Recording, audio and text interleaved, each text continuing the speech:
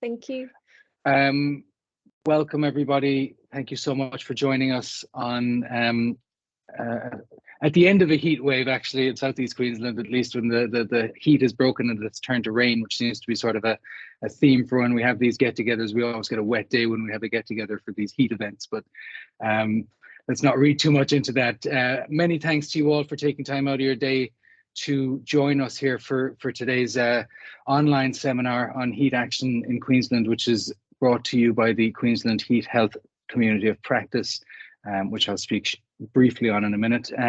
Today we're going to be showcasing local government heat projects, and we have three very exciting speakers.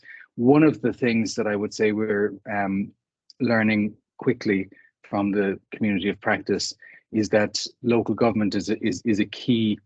Local governments, local councils are key agencies in heat response and heat preparedness, and are doing some of the key thinking, but often find themselves working alone or feeling like there's not a more coordinated framework there, particularly that links them together and with state government. But we see excellent evidence of activity and process and practice in local governments, and so that really was the intent of today, was to draw some of those stories out and share them with you, and then facilitate a discussion afterwards.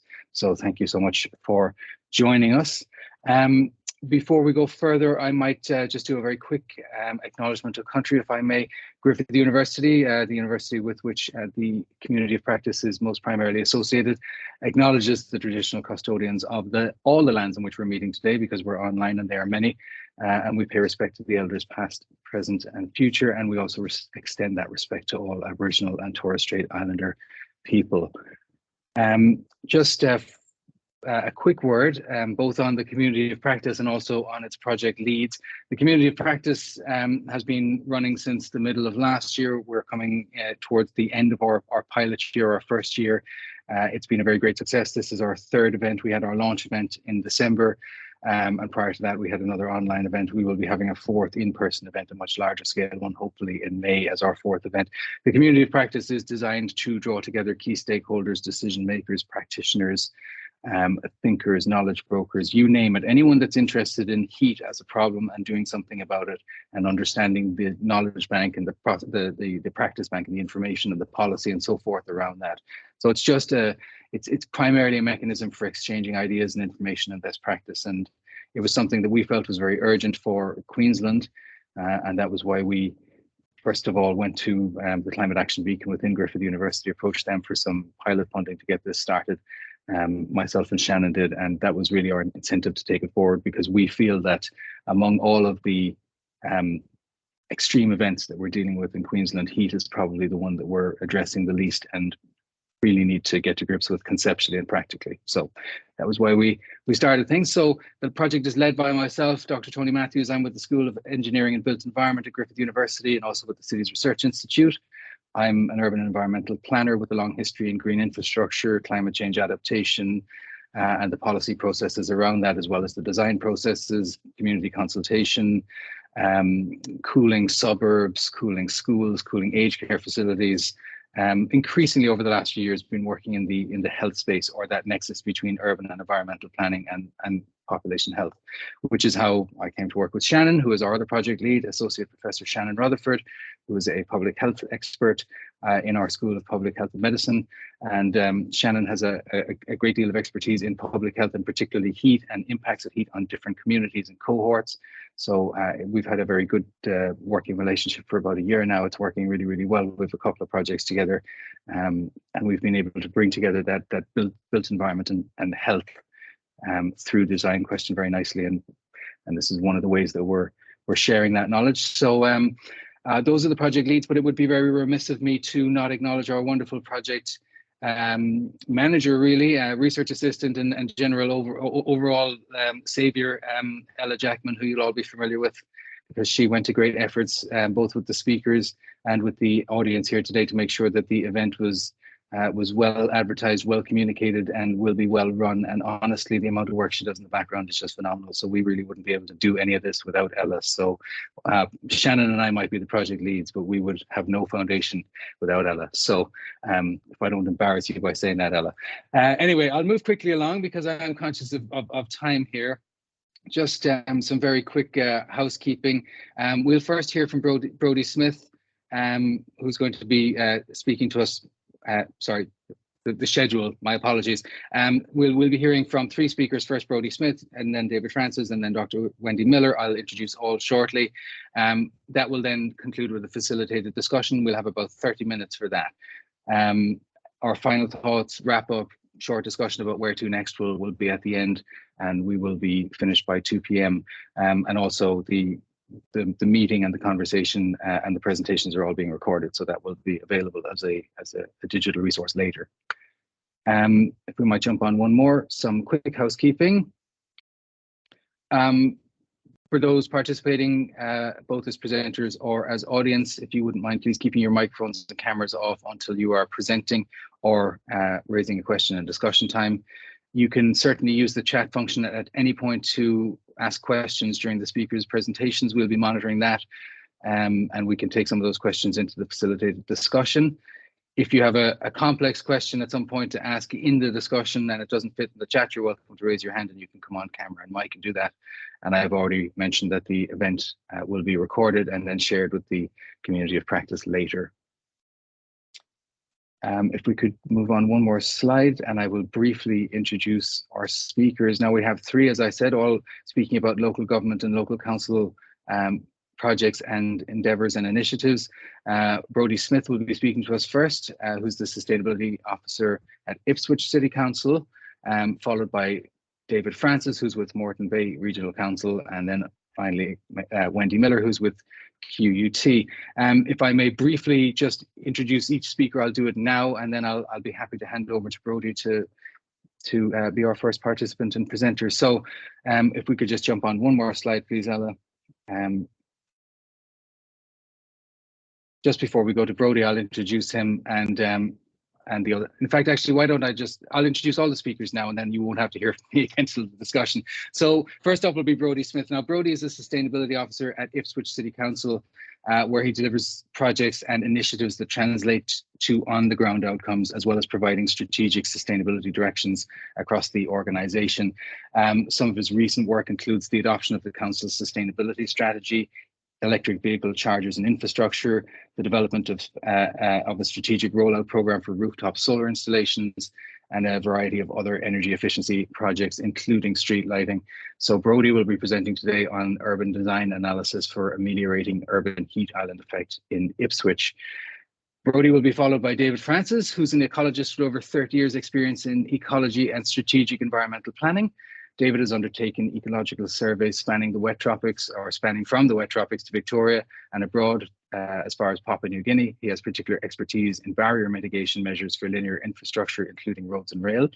David's a senior environmental planner working on green infrastructure networks in the integrated planning and design team at Moreton Bay Regional Council. In that role, he's primarily responsible for the planning, design and delivery of wildlife movement infrastructure, and is also involved with other aspects of green infrastructure, including tree planting. He'll be presenting today on Cool Streets, which is a Moreton Bay Regional Council project. And then finally, our third speaker is Dr. Wendy Miller, who's an Associate Professor in the School of Architecture and Built Environment at QUT. Wendy has been involved in applied research in energy efficiency and renewable energy in buildings for several decades now. She's Australia's rep on the International Energy Agency's task group focused on resilient cooling. She brings a socio-technical focus to energy efficient, net zero carbon and healthy living. Though she's transitioning to retirement, Dr. Miller continues to work with the IEA Annex 80 and has also been working with the CSIRO and the Northern Territory Government on the development of a trial comfort rating, otherwise known as an overheating rating, for living rooms and bedrooms in Darwin homes. Very exciting stuff. Wendy will be presenting today on her work with the International Energy Agency on Annex 80, which focuses on resilient cooling. So I will be more than happy now to hand over to Brodie. Thank you to all our speakers and to our audience, and we look forward to hearing from everybody in due course. Thank you, Tony, and thank you for the introduction. Good afternoon. My name's Brodie Smith, and obviously with Ipswich City Council, and today I'll be presenting the Urban Heat project that we have with Griffith University and the University of the Sunshine Coast. So just before I do start with the presentation, I do want to acknowledge Corrine and Sylvia, who both can't be here today, but have both been key assets to delivering this project over the last 3 years. So without them, without their technical know-how, we would not have been able to get to where we are today. So basically, 3 years ago, the universities and council decided to partner on a 3-year project with the aim to conduct an analysis about the identification of urban heat island in the city of Ipswich, perceptions and thoughts around urban heat from the residents of Ipswich perspective, and how changes that we could implement might mitigate the impact of urban heat. So heat waves are basically one of Australia's deadliest natural hazards. We're seeing those impacts exaggerated by climate change, and we're looking at how basically urban design and planning considers specificities of microclimates to support health and other benefits.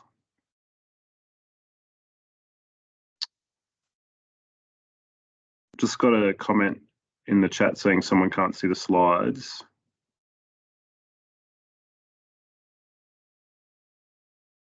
Is everyone else able to see the slides? Yeah, no issues here. Yes, no Okay. issues here. All right. Yep. Jennifer, I see you've got your hand up. I'm sorry, that was a mistake. Oh, okay. All right. No worries.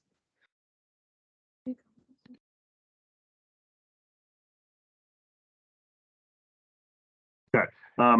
So with that being said, so you'll see on the bottom left-hand side a photo of when we first installed the sensors back in early 2020. So we came up with 3 case study locations, 2 of those being in the city of Ipswich and one of those being in a new development out at Ripley.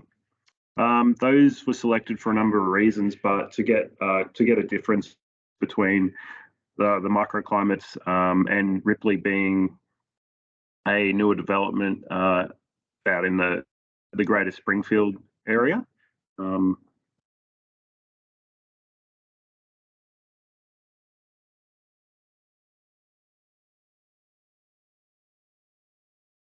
Sorry, I'm just having issues with the presentation.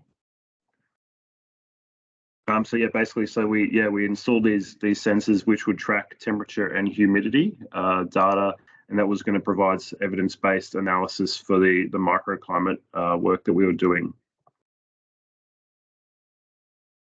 So how we went about this, we conducted a number of surveys early on in the piece with the community of Ipswich to understand their relationships with heat and with cooling, and how they interacted with their environments as a result of what they were feeling. We also conducted a virtual reality piece with the community where we had people basically view a place as it was now and as it might be if we were to change and introduce some different strategies to reduce the urban heat island within those areas.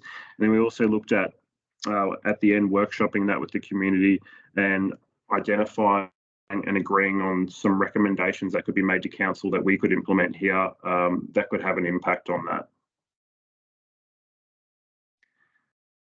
Again, yeah, just some photos of the project. So from the start, obviously, early 2020 when we installed those sensors, some of the urban design work that we did, and also someone participating in that VR experience. On this next slide, you'll see a couple of different photos. So in the top left-hand side, you'll see Joy Chambers Circuit. In the bottom left, you'll see Brisbane Street and Limestone Street. So that's in the main city of Ipswich, around the Coles, if you know the area. And on the far right, that is Bell Street. So that's a built-up, medium light industrial area within the city. The next slide is a humididex. So basically what that is, if you look up in the top right-hand side, the humididex is basically a plot of temperature against relative humidity. Anything in the yellow range is basically what we would say is causing thermal discomfort, and then anything in the orange is dangerous. So you'll see on the data plotted on the left-hand side table everything is in a thermal discomfort and or orange for dangerous. So although this data is from early on in the piece in the project, it's displaying basically what discomfort across, you know, this whole period of time across all these locations. And this is basically consistent with, you know, people suffering heat. So we've had some data come through since, and it's the same as this, and it's quite impactful to see how like, I guess how bad it has been in the city since we've been doing the study. We also some comparison between the sensors and BOM data. So the up in the top table you see the max temperatures, in the bottom table you see the minimum temperatures. You'll notice that the maximum temperatures are relatively consistent. However, in the minimum, the BOM readings are actually a little bit lower. So I guess this just goes to show that you know, that a lot of the time these sensors, BOM sensors, are located in maybe in grass fields or in open areas, but what's happening is these microclimates are holding in the heat. So I guess what's reflected in BOM is not always what's happening on ground, particularly around these minimum temperatures staying higher.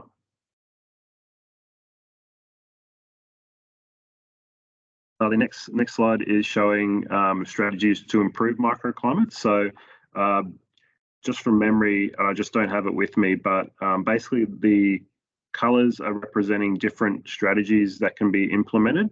So you'll see in the middle, the grey area, that is the comfort zone, or where someone will find comfort, and all those other areas represent things such as ventilation strategies, evaporative cooling, thermal mass for cooling, air conditioning, etc.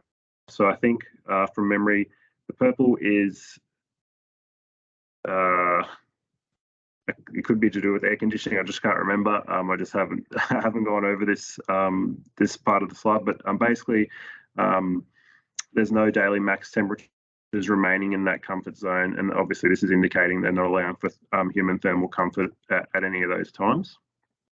So there's a requirement to have a cooling strategy implemented across all those where those sensors are.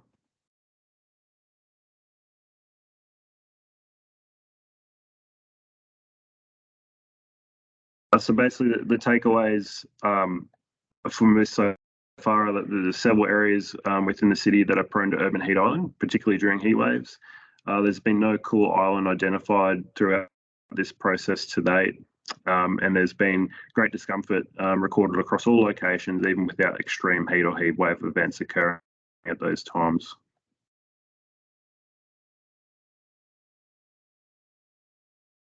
Another really interesting analysis that was undertaken during the project was comparing different surfaces, and you'll see in the top left we had dry grass at 57 degrees, and then if you look across to the new asphalt, it was 60 degrees. So although we might be putting in grass in certain areas with the hope to cool, unless the grass is green and is full of water, we actually see similar temperatures occur between dry grass and asphalt, which is I found was pretty impressive.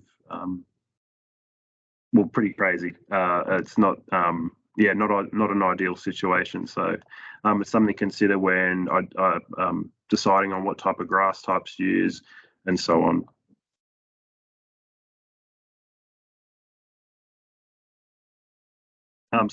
The following slide is just a urban design for Bell Street. So this is part of the work that we did with the universities, included an analysis and recommendations for Bell Street. So just for some context, in the bottom left corner of that street, there's a high-rise, and at the top of the street is where the Bremer River runs.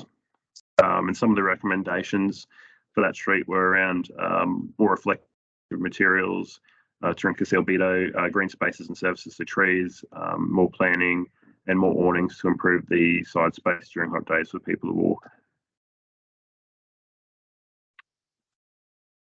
The takeaway for that is basically materials matter. We found that new developments are not performing any better than older developments and older homes within Ipswich, and that heat mitigation strategies need to be holistic.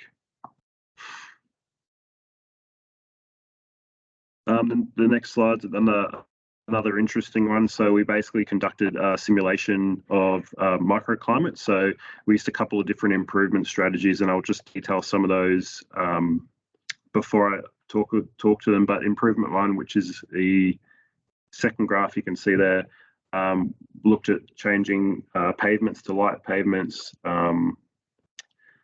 We changed soil plantings beds, street parking changed to asphalt, from asphalt to light pavement, planted a lot of trees and medium trees. So that was the first improvement. The second improvement was around doing extensive green roofs on awnings and 50% green walls on all the building facades on that street. The third improvement was combining 1 and 2. And then the fourth improvement was one of the buildings on that street, replacing it with a 9-story building with green walls on the facade to show the impact of a different built form. And you'll see basically the first improvement on that slide shows the greatest results in sections 1 and 2. So if I'm not sure if my mouse will hover over this, but in the first improvement, the top 2 sections of that show the most improvement across the all those improvements done. So yeah, this is just some more photos. So in the top, you'll see the VR experience when people participated in that. The left side was basically before and what Ipswich or the location currently look like, and the second was a change. We added trees. There was different urban design elements included, and it was really interesting to see how VR was really beneficial in helping people to understand and experience differently what it could look like. In the bottom left, we've got one of the participants with Sylvie and Corinne and one of the councillors, and then on the right we have one of the workshops that was conducted. So the takeaway from that was that the VR experience was beneficial. It provided some unexpected benefits for council. It highlighted some different things to consider, and we were able to identify a number of recommendations. So what's next for us is we're working towards a final report coming soon. This will help us in making decisions to move forward and what we should be implementing first, and then further collaboration. Thank you for listening. If there's any questions, I can take those now. Thank you so much. That was a fascinating presentation, Brodie. Really enjoyed that. We do have 2 minutes for questions if anybody wants to pop one in the chat quickly or jump on mic. Or we can hold off till the discussion, but I'm happy to ask one to use the time, but that would be taking privilege. So does anybody else want to ask one? Okay, well. Hey there, it's Chris Barnes from Moreton Bay Regional Council. Fabulous. I can talk faster than I can type, if that's okay. Really interesting presentation there. I'm really super impressed always by how Ipswich integrates data from its communities into supporting its decisions and its building resilience in its communities, all part of that smart cities approach. And I'm interested to understand the mechanisms and the process you went through in terms of obviously you measure the data out in the community about the heat and you identify those heat islands, and then how does that then drive your decisions for either planning or building resilience or implementing schemes, community-led schemes potentially, to build resilience in the community against the heat hazard?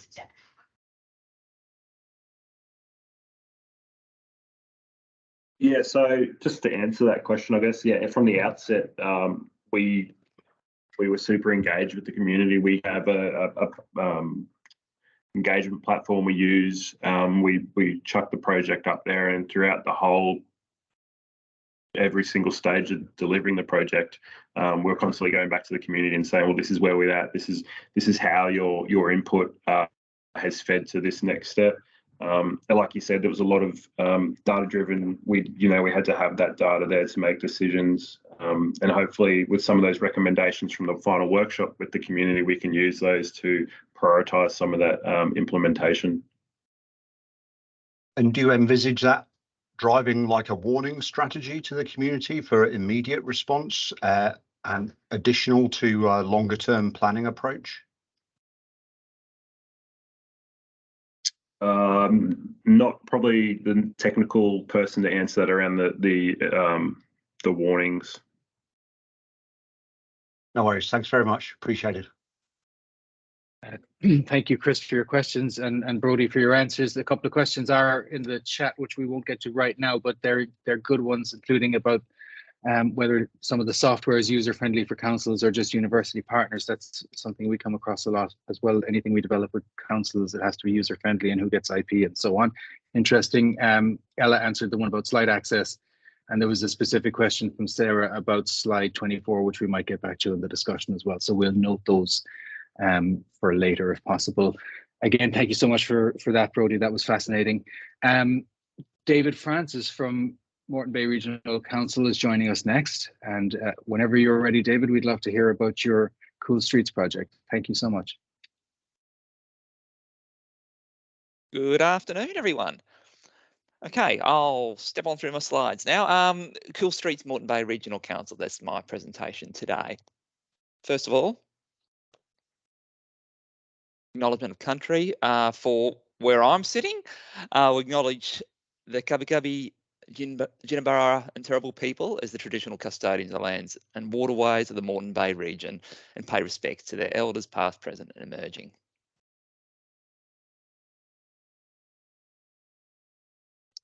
Now, Ella, I'm just going to check with you now. I'm not sure if my slide is showing the animations as I included on this. I'm not sure what's visible at that end there. I can see the slide that you're sharing. Do you want to press back real quick? Yeah, great. Yep. So I think now, I might have skipped okay. over a few animations there. Okay, Yeah. great. Sorry Excellent. about that. Back Also, on the do you right want to page. turn on your camera, David? Yeah, I can share myself. Thank you. Everyone. There we go.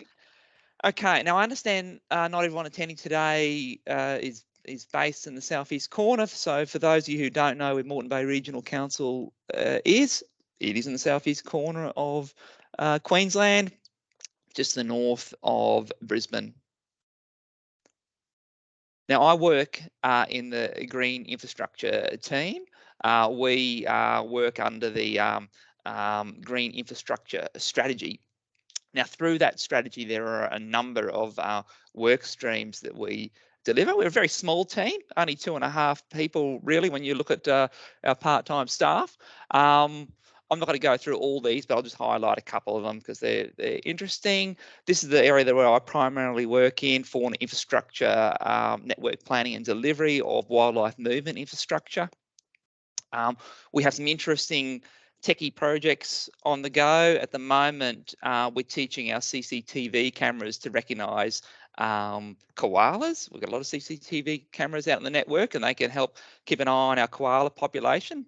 So we're doing that through some training work at Lone Pine. But of course, I'm here today to talk about street tree planting and the shade tree projects that we run in our team. Okay, a bit of background to the project.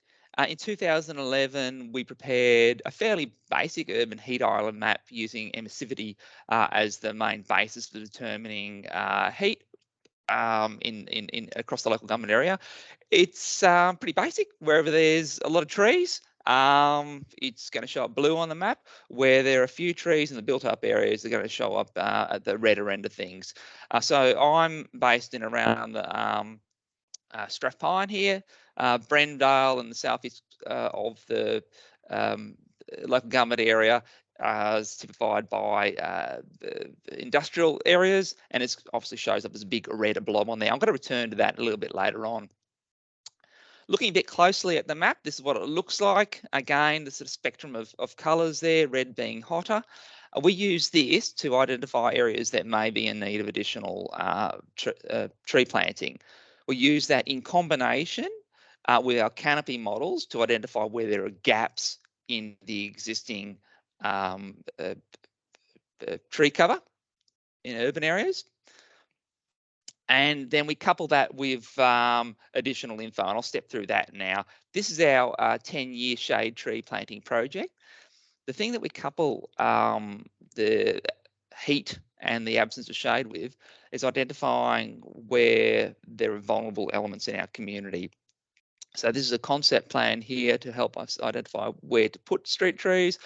In this location, there's a lot of aged care accommodation. There are schools in the local area, and it's quite close to a train station. So for people to move around, they need to use the footpaths. We've identified those walking routes on this concept plan here. In addition to those members of a community that are vulnerable in the age or younger bracket, there's also a bit of social housing throughout the region. Again, we're identifying walk to school routes in those areas. So once we've gone through and identified areas that we need to prioritise for tree planting, we come up with individual planting plans for those locations. This is proximate to the areas that I showed on one of those first slides, little snippets from the urban heat island map. Looking in close here, we identify where we want to put plantings. You can see in this plan here, those trees are awfully close. The idea is instead of having little islands of shade that you need to run to, we're providing nice broad bands of continuous shade in the location. This project has been implemented. This is what it looks like before implementation. This is shortly after the planting of trees. So that was in 2021. This is what it looks like more recently. You can see in that image that those trees are now beginning to cast shade in that location. Now, the species that we've used in this area are tried and tested street trees. We've got Waterhousia floribunda, Melaleuca viminalis, the old Callistemon viminalis, and Syzygium australis. These are all tried and tested street trees, so we know they're going to work. So we are estimating that in around 10 years, we should be having a location look a little bit more like this. Nice continuous shade cover, multi-leveled shade trees, because those trees will grow to different heights. Well, what's going well for us? Well, there's been an increase in active transport promotion and community safety, so less UV exposure for the vulnerable parts of our community. For those schools that we've planted nearby, at present there's been really positive feedback from those schools. And we've developed innovative methods for the planting in space-restricted landscapes, including trenching. So this is one of our standard drawings we've developed for trenching in these tight areas between the footpaths and the road pavement. We're finding that if we, when we're planting these trees close together by providing a deep and longer trench for the trees rather than an individual tree hole, that it gives more room for tree establishment. And it seems to be working reasonably well to date. And small tree species trial. These are a couple of trees with species we've are trialing in Brendale, that industrial area I just pointed out a moment ago. That area is also passed through by our local koala population. So we're looking to find eucalypts that are suitable for that the kind of urban setting. So we're trying Corymbia citriodora, but the cultivar sensuous. For those of you who know spotted gum, they can get to quite a large tree, whereas sensuous is a nice low stature variety. And Eucalyptus curtisii, plunket mallee. So it's a mallee, it's got a short form, and both of those are going quite well. That's a recent photo from the location.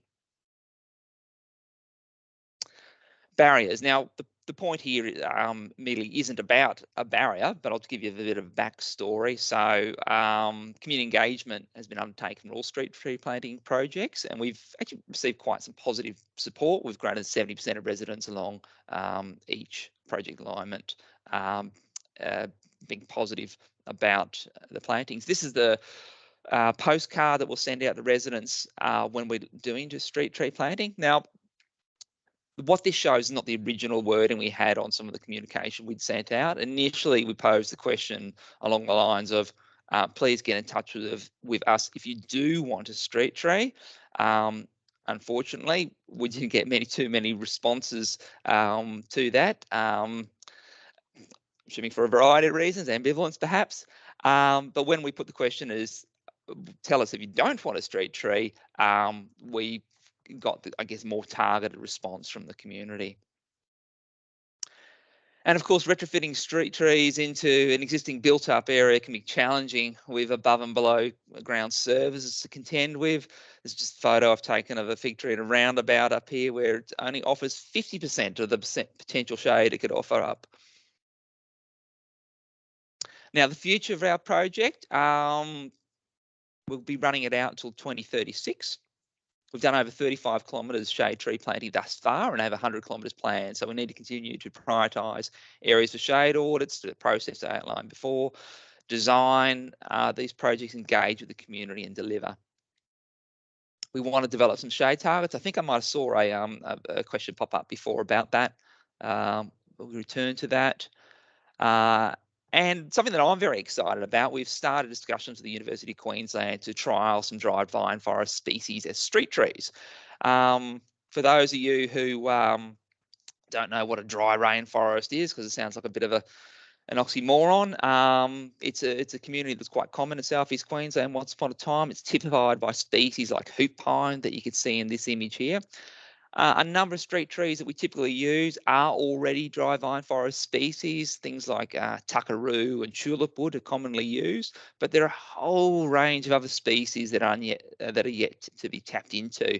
I've got a couple of images here of a couple of species. On the right, I've got brachycod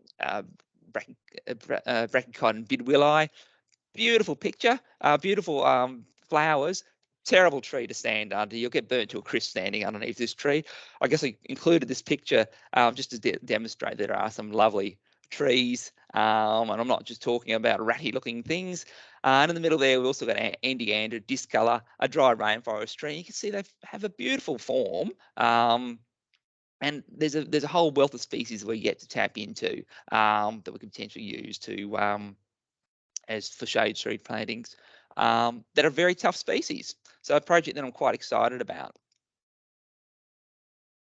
And I think that wraps up. Thank you very much. We've got time for questions there, Tony. Sure do. Thank you so much, David. That was fascinating and really interesting to see you thinking so deeply about species selection as well. We do a lot of work at that in that space at Griffith. We have PhD students looking at species selection for green roofs in the subtropics, for example, looking at Wallam species and coastal heath species and all kinds of interesting stuff that has potential, obviously a different scale of application. We're building a facility to test different tree species using a modular system so they could be added onto buildings or designed into the skin of buildings, and trying to come up with soil configurations and nutrient regimes and so on and so forth to keep them alive long term. So very interesting. So I really resonated with all that. But yeah, you have a couple of minutes for questions. We've got 3 or 4 minutes. You spotted one that I spotted as well, and I think we can probably start with that, which was about your KPIs and targets. If you care to speak to that, if there are any. Yeah, well, the KPIs more so relate about like the distance. Like we've already done 35 kilometres. We're aiming for 100 kilometres by the end of the program. So that's the primary KPI. Obviously targeting to the communities we've identified. I think identifying a shade target would be useful for us. That's obviously a work in progress. We haven't come to that as yet. Be interested to see if anyone has any sort of ideas about that when we get to discussion at the end of the session. Yeah, I think that's something we could probably have a deep discussion about if there's time, which there hopefully will be. Luke Holm was asking, did you guys get pushback from when you switched your strategy and started asking people to tell you if they don't want street trees? Was there a pushback on that? And if so, did you measure that somehow? No pushback, and we didn't measure it. Yeah, it's quite odd because we got very, very few responses when we posed the question the original way. But yeah, obviously started getting more of a response when we put the question around, did you not want a street tree? So no, look, no pushback. in those instances, no. And we continue to measure, of course. Yeah. Thank you, David. I think we have time for two more, so let's do a quick one and a slightly longer one. The quick one first. Are you able to share your UQ contact? Is that something you can do? I saw that flash up. That was from Lyndall. Lyndall's actually involved with this person as well, Dr. John Dwyer at UQ. Okay, thank you. There we go, Lyndall. And then we had a question which sort of relates to your wider work, but I'm interested in seeing you answer this because this is a bit like a PhD student's work that I'm supervising at the moment. So the question is, it's a little off topic, but in areas where fauna bridges and tunnels are not possible, but animal movements are regular, could the cameras, I presume these are the ones that you're training at the moment, that do the koala and wildlife recognition, could those cameras be linked to traffic lights? And would that then allow the lights to go red and stop traffic to allow the animals to traverse? It's a novel idea. I haven't heard that before. Most likely in traffic in those sort of areas, there's highly built up areas where we have traffic lights. It's unlikely that wildlife will be moving through those areas. All that said, there are variable signs that you can link these things to.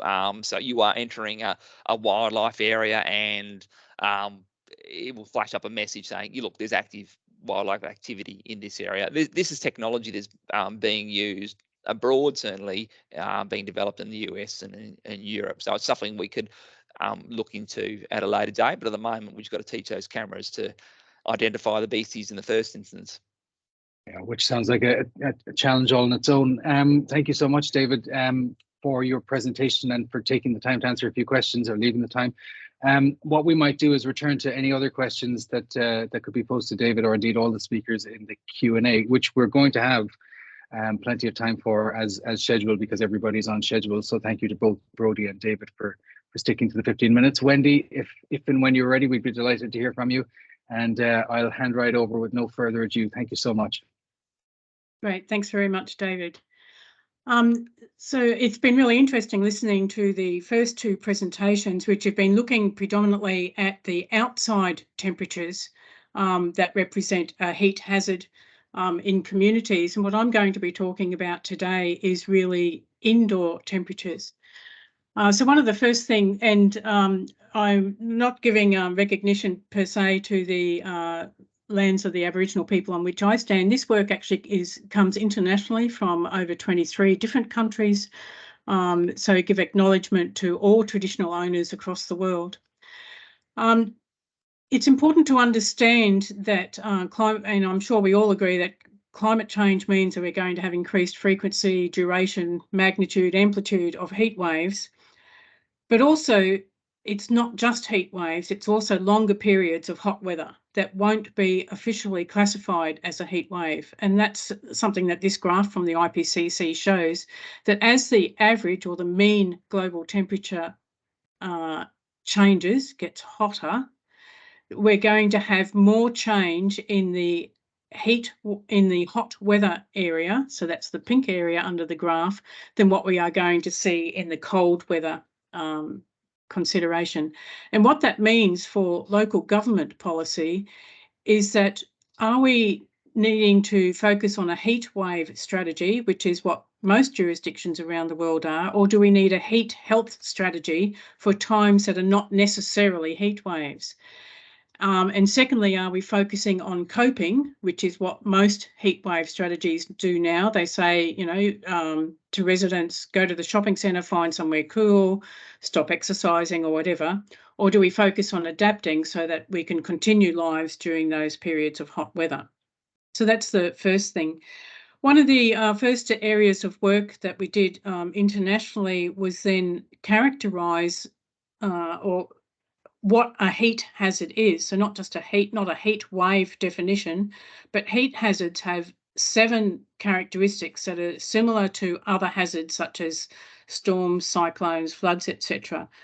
And it's important to understand all 7 of these things in order to develop a good strategy for dealing with the things. So predictability, for example, is it regular or irregular in terms of your heat waves? The second is the origin of the heat. So most Australian heat wave alerts that are given out in the media relate to the outside temperature. There is not yet anywhere in the world warnings that come when the inside temperature of buildings presents the heat hazard. And similar to the first speaker was speaking about Ipswich, we did some studies in Springfield Lakes a few years ago on the inside temperature of houses and comparing them with the local bomb data, etc. And the houses had higher maximums and higher minimums than what the local Bureau of Meteorology data was saying. Any heat action also needs to consider the spatial distribution. So is it just a number of households? Is it a whole community? Is it a city? Is it a region? And that particularly impacts in Australia. If all of the east coast of Australia had a heat wave at the same time, that would put tremendous strain on the electricity networks, which then impacts on whether you can rely on air conditioning as part of your solution. The timing or the temporal distribution of the hazard, so the heat wave that we've just had this last week, so a heat wave in autumn or spring presents different challenges than a heat wave that we might expect to get in December or January, for example. The speed of onset, the scope of the people who are impacted. And for this International Energy Agency work, we also looked at the number of threats that might happen at the same time as a heat wave. So, for example, a few years ago when there was a cyclone in Rockhampton and a lot of power went down, a lot of damage, and less than a week later there was a heat wave. So coping with a heat wave after another disaster or at the same time as another disaster presents a whole new challenge. I wonder, for example, how the people have been displaced by the floods that we had earlier last year and are in temporary housing, how they're coping with the hot weather that we've been having. So under this Annex 80 work, we're looking specifically at resilient cooling in buildings.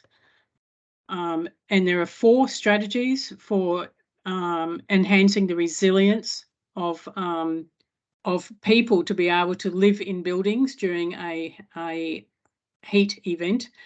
So it's reducing the amount of heat that gets into the environment, into the building, removing heat that is in the building, removing latent heat, so that's the humidity that's in the building, and then enhancing personal comfort by other means than space cooling. So this might be fans, for example. So under those 4 broad strategies, we've been collecting a range of technologies or solutions that will address one or more of those 4 strategies for improving the resilience of buildings to remain cool for the safety of occupants. So we just published about 2 weeks ago a set of policy recommendations, and I've provided a link for those at the end of these slides. But for each of the recommendations that we've made, there is a description of what the policy mechanism is. So is a recommendation to change regulation or provide information? Is it a financial incentive? Is it for more R&D, or is it to introduce some standards? What category does the recommendation come with? Is it removing heat, or is it minimising the heat from getting into the buildings in the first place, for example? We also look at what type of mitigation disruption is it? Is it to try to reduce the impacts of a heat wave, or does it also address power outage? Because a lot of our strategies for cooling require power, and heat events in themselves also present a risk to the provision of power on which we rely on for cooling. Then it follows what the recommendation is, the rationale for the recommendation, how it could be developed and applied, who could create and implement and execute that recommendation, where it could be applied, because it's a global research work. It's, is it a particular climate zone that this recommendation is suitable for, or is it a particular building type, for example, residential, detached houses, or offices, or schools, aged care centres, etc. Also, implementation timeline. So is the recommendation something that can be done in a short time, so under 12 months, between 1 and 5 years, or a longer time? The expected cost to implement or execute the recommendation. So is it a highly costly thing or something that's more or less cost-free? Any desirable side effects? And then also importantly, from my perspective, is also a model policy. So anywhere in the world where we could find a jurisdiction that already had a policy that could be used as a basis for developing a local policy was included in that as well. Just a few example policy title examples, because I won't go into individual policies. So it might be providing in-depth guidance to support the uptake of solar shading technologies, introducing cool surface rebate programs. So whether that's for cool roofs, green walls, a whole range of things. It might be to disclose the performance of fans for personal comfort. So in Australia, for example, we often rely on fans for cooling, but fans vary a lot in how much air they actually move and therefore how much cooling effect they give a person. But we don't have any performance requirements for fans in Australia at the moment. It might be defining some climate resilience performance indicators. One of my things I like to promote is establishing a procedure to assess the thermal resilience of buildings. So we already have energy efficiency standards for buildings, but we don't typically relate those to how hot a building will get, and therefore what can we do to a house, for example, to reduce how hot it gets. So just my last slide is just some links to 3 of the Annex 80 publications, a couple of webinars or podcasts about energy efficiency and heating, and some other general publications, particularly related to Queensland and keeping our cool in our houses, and what bad building design actually means for power prices, etc. And that's all from me. Happy to take some questions. Thank you so much, Wendy. That was a fantastic third and final presentation. Really enjoyed that. Happy to take questions. Wendy has a few minutes spare. I might just put one to you very quickly while we wait for one in the chat, perhaps.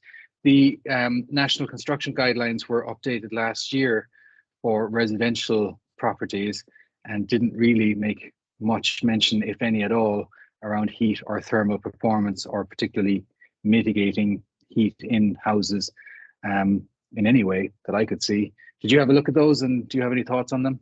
Yes, so the 2022 National Construction Code things actually comes into effect in September of this year. Yes, there was no talk about mitigating for heat per se. However, for the first time, rather than housing being just considered energy efficiency from a global emissions point of view, they also included health, safety, fit for purpose, and sustainability in the outcomes that housing has to do. So it could easily fit into that. And an energy efficiency rating for a house is by default a indication of how hot that house will get. So a 5-star, so in order to determine the efficiency rating of a house that they're all required to do now, the software that does that actually calculates the hourly temperature of every room in the house anyway, and then works out how much heat you have to pump in or pump out in order to meet a particular temperature. So a 5-star house will get a lot hotter than a 7-star house, for example. But even a 7-star house, which will be the new minimum standard from September, won't mean that your house will necessarily be comfortable should you not be able to afford or be able to have air conditioning, for example. Yeah, thank you. That's a more forensic view of it. I appreciate that. I just saw it as a really good opportunity to strike off black roofs forever, but maybe I was overreaching. Thanks for that, Wendy. I would support that. Apparently purchasers and the people that commission houses don't feel like that. We do have a question here from Lyndall. Can buildings that perform well internally with regarding heat resilience be bad contributors to urban heat island effects? Because we need buildings that are cool internally but also don't heat the external. I think what Lyndall might be pointing to here is that sort of negative feedback loop where you could say, for example, use air conditioning to keep the interior of a building cold, but then it spews hot air into the already hot outside. Yeah, so if you're relying on air conditioning, the link between urban heat island and the building is a double negative feedback, so that if the urban heat island effect is high, then your air conditioners aren't working as well to get rid of the heat that it's pumping out of the house as well. But if you have a well-designed house that minimises the need or eliminates the need for air conditioning, typically that would mean that all of your walls and windows are shaded, that your roof has a very low solar absorptance, so that would actually benefit the urban heat island effect as well. There's more shading and there's less heavy mass materials to absorb the heat and re-radiate that back to the household. So a well-designed buildings are part of the solution to the urban heat island effect. And part of the urban heat island effect strategies improve the resilience of the buildings themselves as well. Fantastic, thank you. Wendy, that was a great presentation and thanks for taking the time to answer a few questions afterwards. What we will do now is we can move into that facilitated discussion that we said would be available at the end, and which we have the full amount of time for if we wanted. If anyone needs to go, having just come for the presenters, we've now heard from all three, so you're welcome to duck out if you need to get back to work or whatever, reminding of course that the full recording will be available, so you can come back and view the discussion later if you can't stay. But if you can, we hope you will. And we will be happy to take questions in the comments. What I might do is invite our three presenters to come back on camera if they wouldn't mind, please. And Ella, I'll leave you to decide whether you think we need to share slides anymore or not. If you don't, we can stop doing that. Wonderful. There's David as well. Fantastic. Are you with us, Brodie, or have you ducked out? And there you are. Excellent. Fantastic. Tony, I do just need to go to another meeting, but I can take questions after if those can be forwarded through to me. I just have other stuff to attend to. Sorry. Could you quickly, perhaps what you might do then is just perhaps quickly just pop your email, if you don't mind, into the chat, and people can direct any follow on to you, and it'll get straight to you if that's okay. Thanks all. Thank you. Thank you so much, Brodie. We'll continue with David and Wendy, if that's okay. I might just, as an opening salvo, put it to both of you for consideration. This is a big question, so let's start big. In your view, and based on your work and your experience and your overall expertise and vision, what do you think Queensland really needs to be able to do in order to progress heat projects and make heat the priority that I think we all see it to be, but is not necessarily widely understood to be? So what needs to happen in Queensland? And I'm not giving you scales to think about that at any scale. What needs to happen in your view to progress this agenda forward, to jump it forward, let's say? In my mind, it relates to the buildings, because housing is my particular area. The houses that we build now are going to be around for 40, 50, 60 more years. So we need to improve the buildings right now. So the two things that I think we need to do straight away is make sure that Queensland adopts at least the National Construction Code 2022 7-star minimum, but that needs to be communicated to the community that a 7-star house, the minimum standard, does not mean a comfortable house in hot weather. It just means it doesn't require as much energy to cool as a 6-star house. And secondly, that I'm for mandatory disclosure, so that the rating of a house, whether it's by comfort or by energy, needs to be disclosed openly in all ads and in all documentation to all renters and buyers of housing, so that people can make an informed choice when they're looking at two houses side by side as to which one will be more healthy, more comfortable and less expensive to run in a heating climate. Interesting. I can see merit in both those and all those suggestions. David, you want to jump in? I was going to jump in there. Of course, I'll take the green side from the house side. Probably less hard surfaces in our built environment. More room for green. Obviously, dry grass is obviously not an option there, but certainly allowing more room for trees, not only in public space but also in domestic space. I know Shannon from NBRC's on this meeting here, so she might have a few thoughts about that as well. No pressure, Shannon, but you're welcome to join in if you'd like to. Thanks, Mr. Francis. Yeah, look, can I just say all three presentations have been excellent.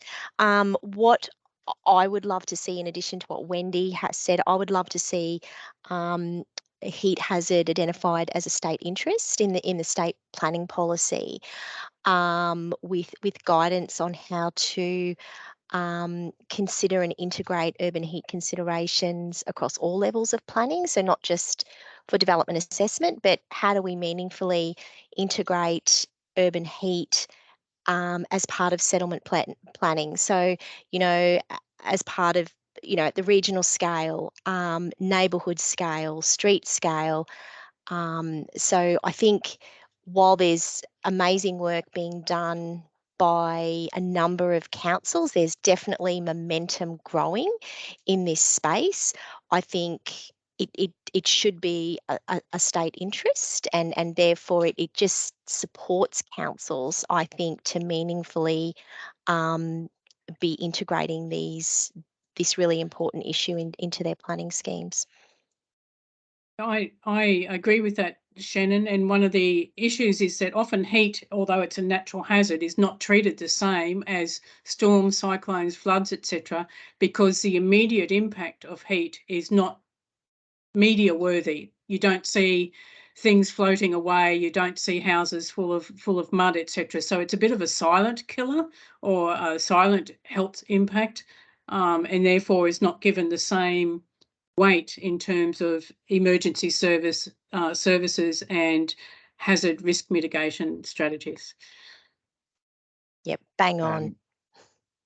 Yeah, we've seen and heard this one plenty of times as well, that without the visuals, it's hard sometimes to make the case, which is a grim sort of a view on things. But unfortunately, it's true. You don't get the media visuals and therefore coverage around heat that you would around floods or something else.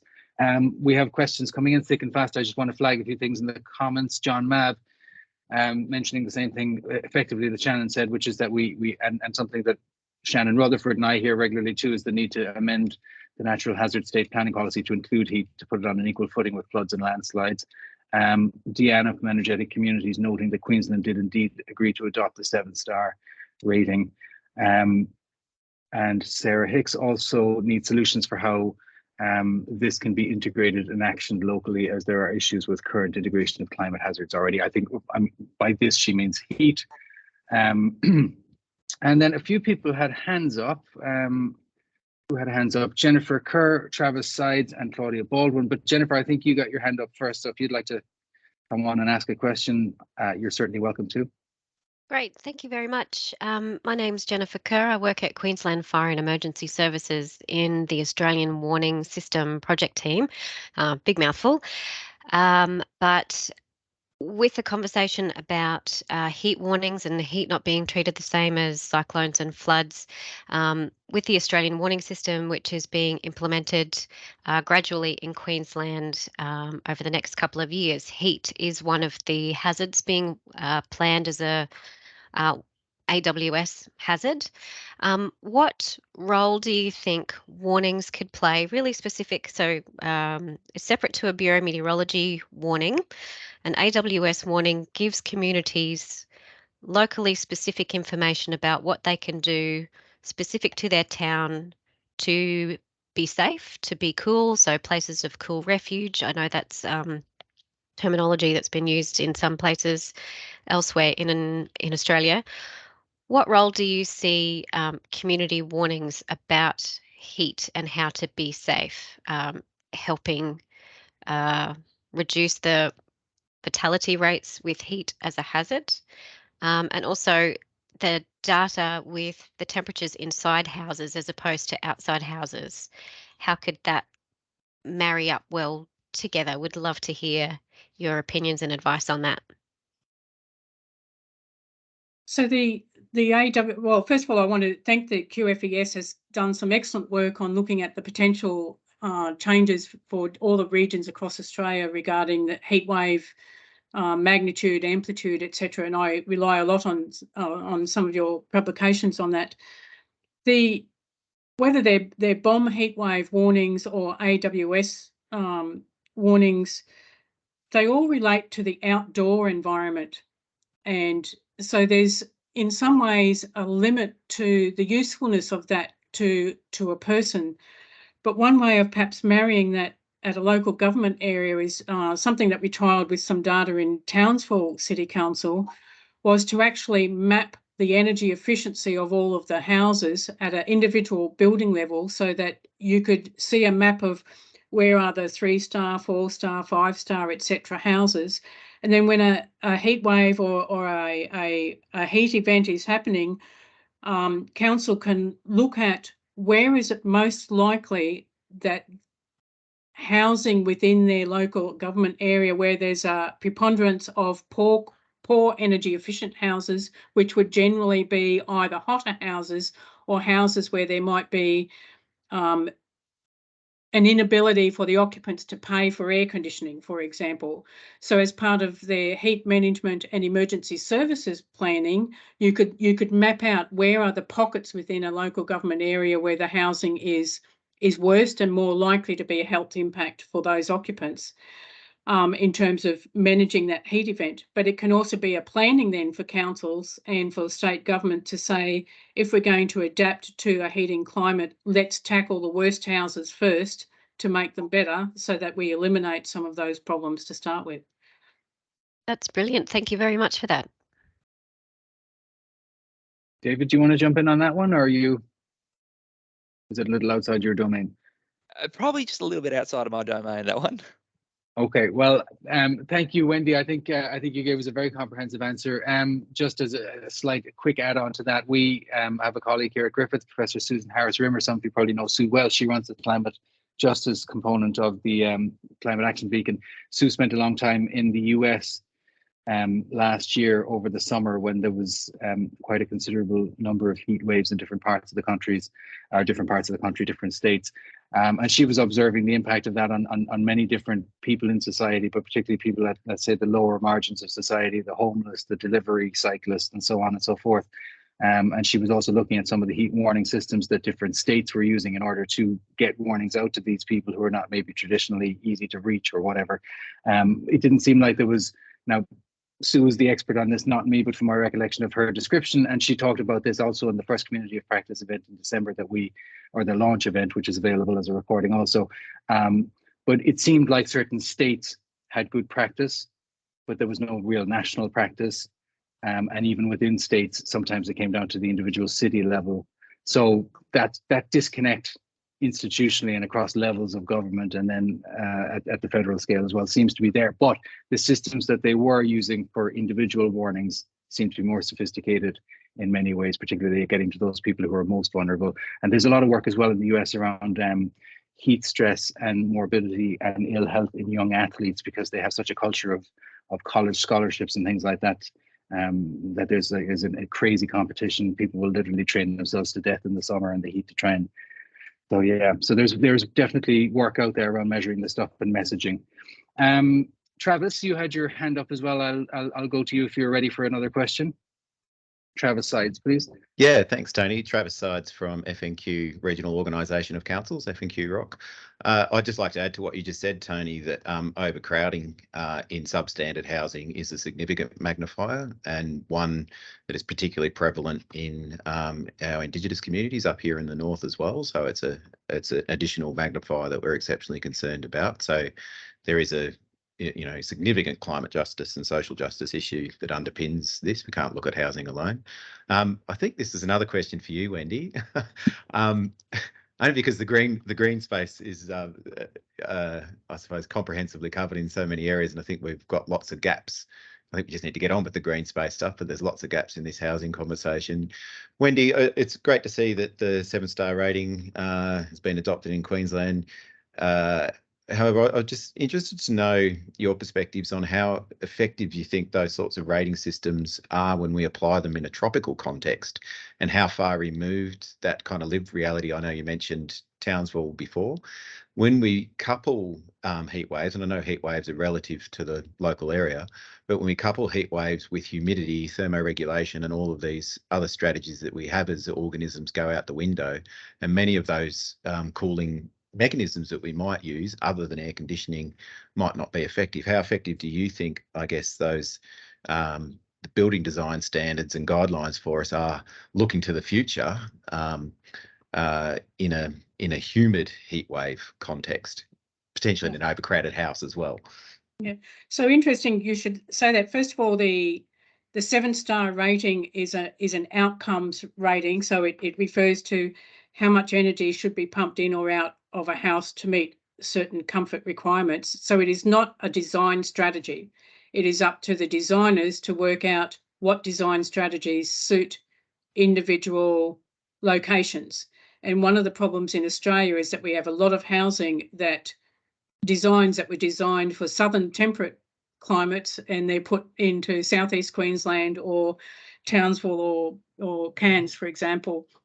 What I would advise you to look at is one of the links I provided on my last slide was a link to a comfort resilience project that we've just done. No, actually, I didn't put it there. I'll put it in the link to everyone. I'll put it in somewhere.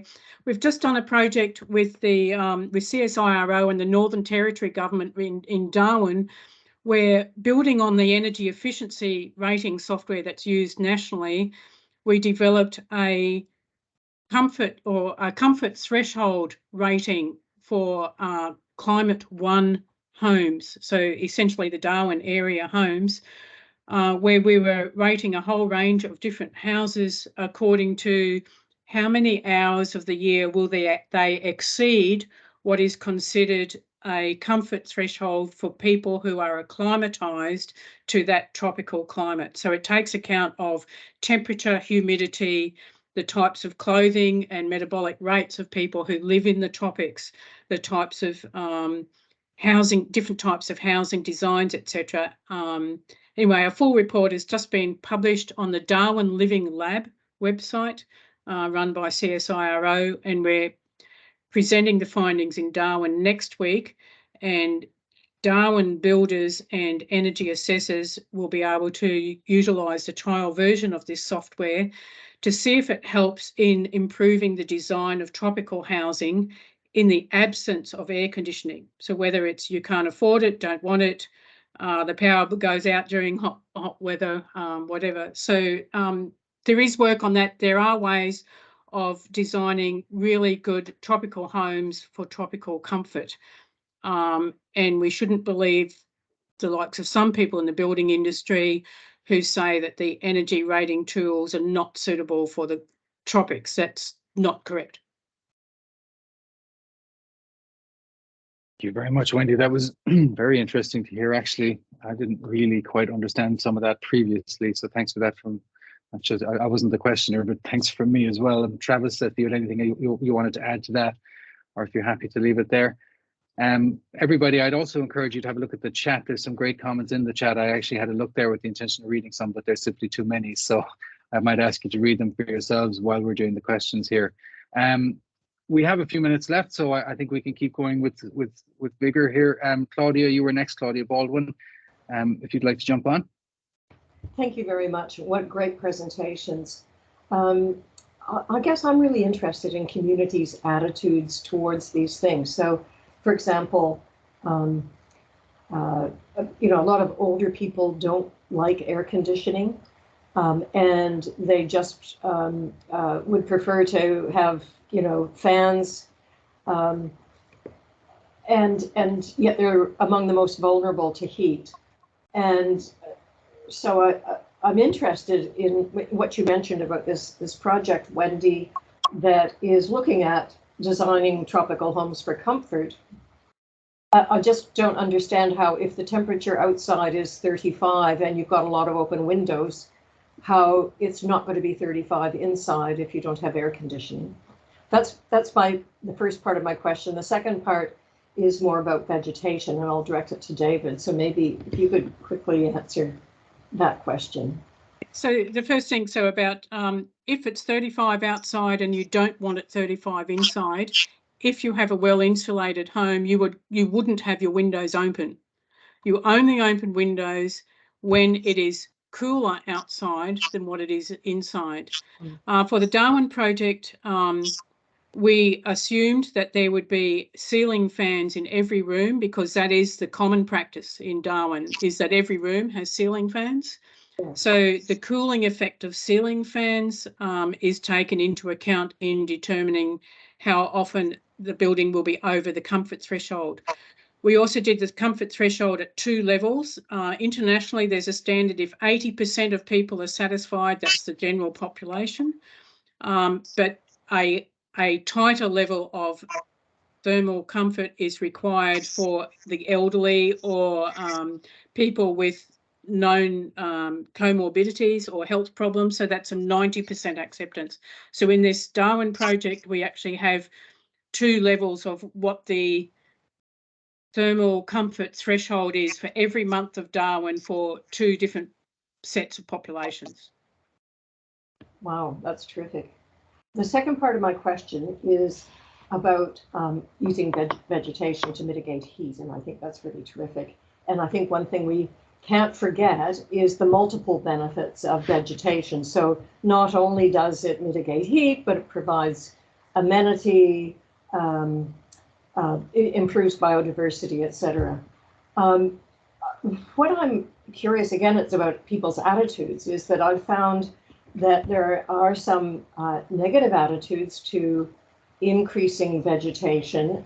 So I was interested, I think, David, you had mentioned that you had done a survey and there weren't people who were opposed to vegetation, but I've actually experienced people in my own neighborhood where one of my neighbors on our cul-de-sac proposed that the roundabout, the center of the cul-de-sac, should be planted up with trees. Did a little survey of our neighborhood. There are about 16 houses around this cul-de-sac, and said, would you like tall trees? Would you like medium-sized trees, or just, you know, low shrubbery? And most people wanted medium-sized trees, but there were a couple of people who were so enraged by the fact that they might lose their ocean views that they were really caustic to her and were quite nasty individually. So one is the loss of views, and the other issue is increased vegetation becoming more of a bushfire hazard when we've got a drier climate, a hotter, drier climate coming up, and probably increased bushfire risk. And yet we're telling people, hey, plant trees. So how do you argue both of those type of, I guess, limitations? Few things there. Look, what you said earlier was absolutely right. Like trees, vegetation in our urban environments offer so many more benefits than just dealing with heat. The biodiversity issue is the big one that's very close to my heart. Just to get to your questions, in terms of dealing with vegetation and views, look, I've always found it particularly ironic that people want to chop down trees so they can look at trees in the distance. So it's a difficult one to deal with. I don't know of any great solutions to that one. There are, of course, tree species that you can select that have got nice clean boles, that can maintain some open views. Again, it comes down to species selections and perhaps bringing more different species into the pretty standard mix that we use nowadays. Sorry, I forget the second part to your question. Oh, it was about bushfire hazards. Oh, bushfire, yes. Yeah, well, that's an interesting one and a tough one in itself. And this is there's some vegetation that's more flammable than other vegetation, and certainly when you look at bushfire planning, there's certain vegetation communities that are regarded as being more riskier than others. So I talked before about a bit of enthusiasm about dry rainforest species. They tend to be on the less flammable side of things. Again, it's about selecting the right species, those that don't carry a fire up the trunk. So things like paper barks are bad news because they can carry a fire up the trunk, whereas some of these wetter rainforest species may be more appropriate in some locations. Oh, great to know. Yeah. Thank you. Awesome double-edged question, Claudia. Thank you for that. And that was a great opportunity for our presenters to share more of their knowledge. We have one more question lined up, or one more hand up, I should say, from Lyndall, and I'm happy to go to you, Lyndall. But before I do, I just want to briefly mention to everybody as we're coming to the end that our next event, our fourth event, is scheduled currently for May. We're hoping to make it an in-person event in South Bank. It will be streamed as well, live streamed as well, but we're hoping to have a significant in-room component.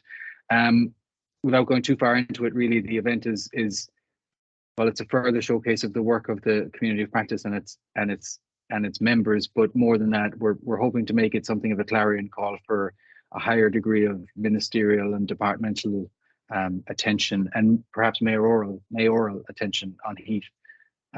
So we're working towards that brief for May. If you have anything specific you think we should consider with regards to that next get together, or any point of contribution you might like to make, and I extend that invitation to all in the audience, please feel free to drop it in the chat. We can always review your ideas afterwards, or you can follow up with us individually as well. But we're in the midst of designing the event at the moment, but as always, this is a community. So if anyone outside our usual organizing membership has a comment to make, just drop it in the chat. We'll be happy to get it. Okay, with only a few minutes to go, because we all unfortunately have afternoons to get on with, even though I think we could talk for much longer about these many questions. Lyndall, if you're happy to pose your question, we'd certainly love to hear it. Sure, thank you very much. As a question to David, obviously, the comment before I heard was that the green infrastructure people and shade tree people have got it all sorted out. We just need to get on with it. Not quite the case. David, I'm interested, and perhaps the balance of the audience is too, in there seems to be an awful imbalance in the burden of cost, or the burden of funding shade tree, especially street tree planting, that falls to council, aside from new developments, I guess. But are you looking at some other alternative funding sources? And I don't want to steer you too much here, but clearly biodiversity work has an acknowledged offset scheme. Why shouldn't we be asking any tree removers to pay for and subsidise much more shade tree planting? That's a great question, Lyndall. And I'm glad you brought in the offset side of things there. Yep, we pay for all our plantings. In terms of offsets, it's a complicated space, because more often than not, when we're trying to offset something, we're trying to offset like for likes. If we're clearing a bit of eucalypt forest somewhere, koala habitat, we want to put in koala habitat. This said, in MBRC, in our transport team here, we have our own internal approach to offsets, where we offset every tree we clear as part of roadworks.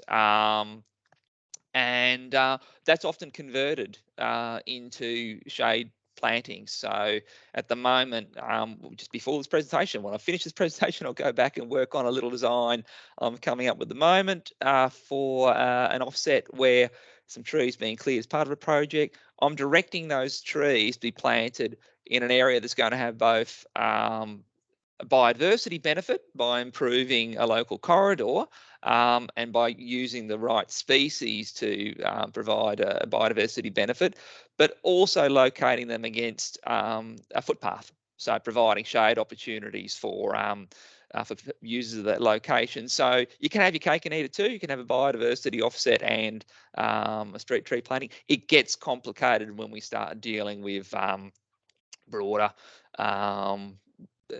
biodiversity values and offset policies, though. Great, thank you, so David. much. Excellent. Thanks, Lyndall. I hope that answered your question, and thank you, David. That was an excellent answer. Good to hear biodiversity coming back into the conversation so forcefully these days. It was, I wouldn't say neglected for a while, but within the green infrastructure foci, it wasn't top of the list for a while. So good to see that it's back and we're thinking in more sophisticated ways. I think it's time to wrap it up. May I extend one more thanks to our fantastic presenters, our deep gratitude to them for taking time out of their days to present to us and to prepare their presentations and take everybody's questions, and also to everybody that participated in the audience and posed questions or just sat back and enjoyed an hour and a half of good information. I thank you all for coming along as well, as does my co-lead Shannon and of course Ella. So from the three of us, as well as the Community of Practice Advisory Group, we thank you very much for coming along. We're delighted everybody made it. We're delighted to be able to share the recording after it happens, and with everybody's permission, we will also share the slides. And if anyone would like to get in touch with us here at Griffith, you can do so easily just by replying to Ella. And likewise, if anyone is not a member of the Community of Practice and would like to be, there are ways to join, including the QR code on your screen right now. So with that, I'll say thank you very much, goodbye, and we look forward to seeing you all hopefully at the May event in a little under 2 months actually. So see you then hopefully. Thank you so much, everybody. Okay, bye.